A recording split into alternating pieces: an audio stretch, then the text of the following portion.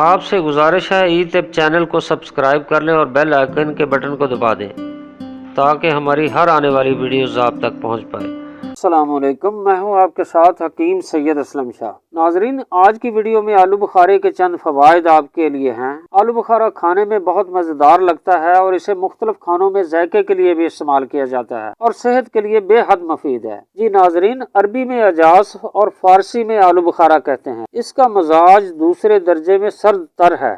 پتے کی پتھری بننے سے روکنے کے لیے آلو بخارا بہت مفید ہے۔ اس سے بعض دفعہ بنی ہوئی پتھریاں پگھل کر پتے سے نکل جاتی ہیں۔ اگر آپ آلو بخارے کا روزانہ استعمال اس کے موسم میں معمول بنا لیا جائے، اگر موسم نہ بھی ہو تو خشک آلو بخارا بھی استعمال کیا جا سکتا ہے۔ جی ناظرین، خشک آلو بخارے اور تازہ آلو بخارا کی خصوصیات میں تھوڑا فرق ہے۔ خشک آلو بخارے میں گلنے والا اور نہ گلنے والا دونوں طرح کا فائبر پایا جاتا ہے جو تازہ آلو بخارے میں نہیں ہوتا۔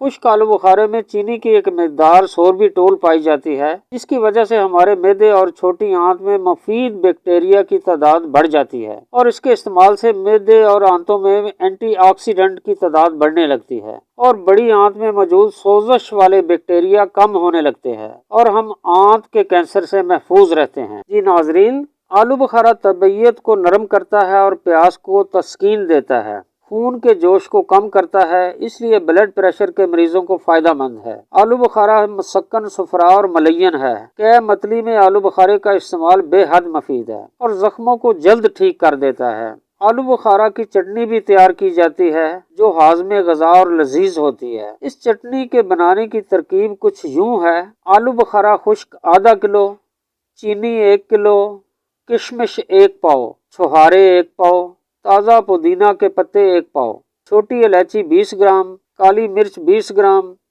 ادرک، لال مرچ، نمک حسب ضرورت۔ سب سے پہلے آلو بخارا دھو کر رات پانی میں بھگو دیں اور صبح اچھی طرح ابالیں۔ جب آلو بخارا گل جائے تو باقی اشیاء مکس کر لیں اور 3-4 ابالے دے کر نیچے اتار لیں۔